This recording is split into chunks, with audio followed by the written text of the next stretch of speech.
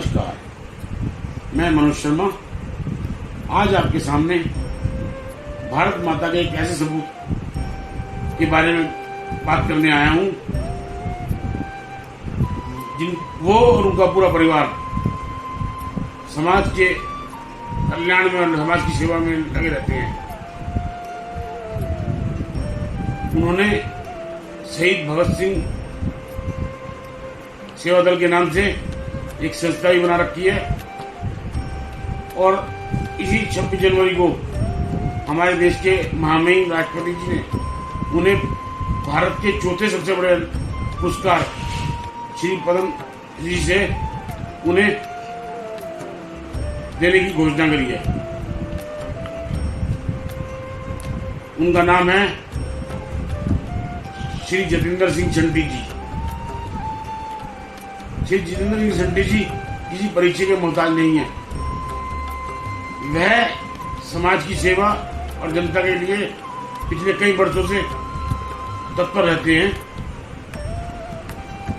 कोविड-19 के प्रकोप के बाद जब कोविड-19 की पिछली लहर में पिछले वर्ष उन्होंने अपनी एम्बुलेंस में दिन रात लोगों के अस्पताल व शमशान घाट में उनके अंतिम संस्कार किया, जिसके चलते वह और उनका पूरा परिवार कोविड-19 से ग्रस्त हो गया। परंतु जब वह 15-20 दिन बाद उससे ठीक हुए तो दुगने जोश से वह फिर कोविड-19 को हराने के लिए जनता की सेवा में लग गए। आज जब कोविड-19 की दूसरी लहर आई है, सरकार ने यमुना पार स्थित सीमापुरी में मोक्ष द्वार, जिसे शमशान घाट भी कहा जाता है, उसे कोविड-19 के प्रकोप से जो जंग हार गए उनके क्रियाक्रम के लिए, अंतिम संस्कार के लिए उसे आरक्षित किया है। यह शंटी जी और उनके पुत्र सरदार जोत सिंह जी वहां पर सुबह से और देर रात तक वहां पर लोगों की सेवा में लगे रहते हैं। इन्होंने वहां पर भंडारे का भी चला रखा, लोगों ने जगा रखा है। वह जिस किसी के पास लकड़ियों के लिए वह अंतिम संस्कार के पैसे नहीं होते, वो भी ये अपने पास से देते हैं।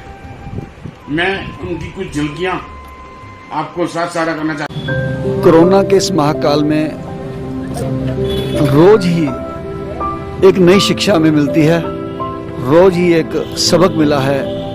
और इस कोरोना ने हमें सिखाया है कि आदमी को चाहिए वक्त से डर के रहे, कौन जाने किस घड़ी वक्त का बदले मिजाज। और ऐसा मिजाज बदला कि जो लोग अपने आप पे गुरूर करते थे, गुमान करते थे करोड़ों अरबों रुपए का, आज वो उस करोड़ रुपए से 4 सांस नहीं खरीद सके, ऑक्सीजन नहीं खरीद सके, हॉस्पिटल के बेड नहीं खरीद सके, प्लाज्मा नहीं खरीद सके और खाली हाथ चले गए। और एक बहुत ही अजीब और दर्दनाक मेरे सामने जो हादसा बीता, एक बच्ची हमारे पास बैठी है। ये दोनों बहन भाई अपने पापा को कल रात लेट नाइट से लेके हॉस्पिटलों में दाखिल कराने के लिए जा रहे थे। अब सोचिए वो कैसा समय होगा कि इस बच्ची के और बच्चे के दिल में एक तमन्ना होगी कि हमारे परिवार के जो मुखिया हैं जिन्होंने हमें जन्म दिया है वो बच जाए। और इनका क्या एक्सपीरियंस रहा हॉस्पिटल में जाने पे, क्या इन्होंने आज जो हो रहा है दिल्ली के अंदर, इनके दिल के ऊपर क्या बीती और क्या सीखा इन्होंने आज के इस जमाने से। मैं इस बच्ची के मुख से, मैं वैसे ये समय नहीं है बात करने का, गमगीन है, लेकिन मैं समझता हूँ कि इससे आपको भी शिक्षा मिलेगी, मुझे भी मिलेगी। रोज हम नई बात सीखते हैं। और दिल्ली में अगर अभी भी लोगों की आंखें नहीं खुली जो पैसे पे गुमान करते हैं, तो उनको सोचना पड़ेगा कि एक तीसरी शक्ति भी है जो इंसान को उसकी औकात दिखाती है। तो मैं बेटा कैसे कैसे हुआ कल पापा की? कल हम पापा के साथ गए हुए थे। मैं रात के 3 बजे मैं अकेली गई थी यमुना स्पोर्ट्स कॉम्प्लेक्स, यहाँ पे बेड के लिए पूछ रहे हैं। वहाँ पे मेरे को बिल्कुल मना कर दिया कि यहाँ पे आपको कुछ नहीं मिलेगा। 3 बजे अकेले में, और पूरे जितने भी यहाँ पे मेरे घर के आसपास, आनंद विहार के आसपास जितने भी हॉस्पिटल्स थे सारे मैंने पूछ लिए, सब ने मना कर दिया। मैं सिर्फ इतना आप लोगों को बोलना चाहती हूँ कि आप अपने घर से बाहर बिल्कुल मत निकलिए।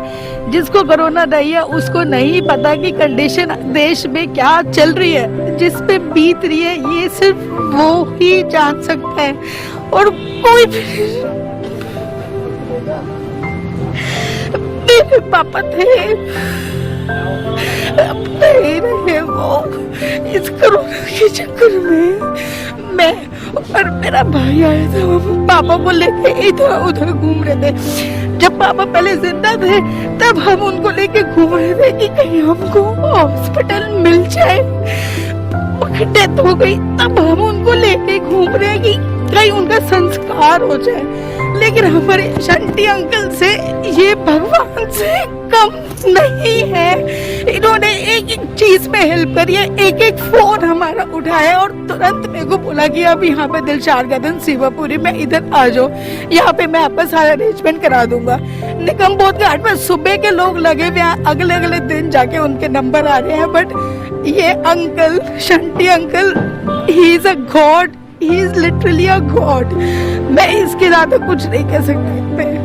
आप प्लीज घर से बाहर नहीं निकलिए, बाहर बहुत ज्यादा बुरी हालत है, बहुत ज्यादा बुरी हालत है। एक बार कोरोना पकड़ लेगा ना आपको, आप समझिए कि फिर बस और कोई भी ऑप्शन आपके पास नहीं बचेगा। Thank you, stay home. अभी भी आपको शायद शिक्षा नहीं मिली है, तो मैं समझता हूँ कोई भी नहीं समझा सकता है। देश के अंदर जो माहौल चल रहा है, खास करके दिल्ली राष्ट्रीय राजधानी में, शायद हमारी लापरवाही हमें कहीं भी मार सकती है। जरा सोचिए। भारत माता की जय।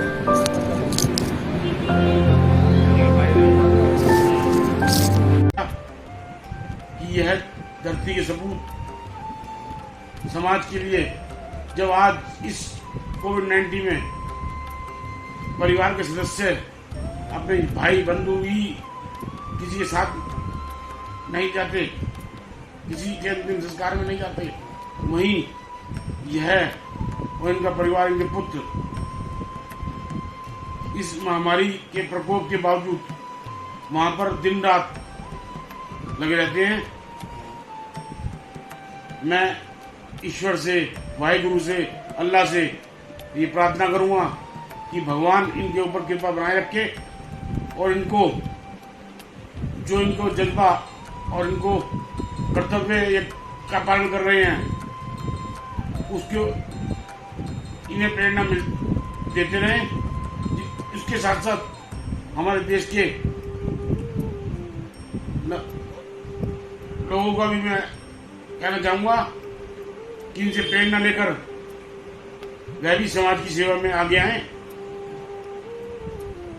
अगर मेरी इस बात को से आप सहमत हो तो इनके सम्मान में अपने ग्रुपों में वह जितने ज़्यादा शेयर करेंगे वह इनके सम्मान के लिए एक छोटा सा कदम होगा।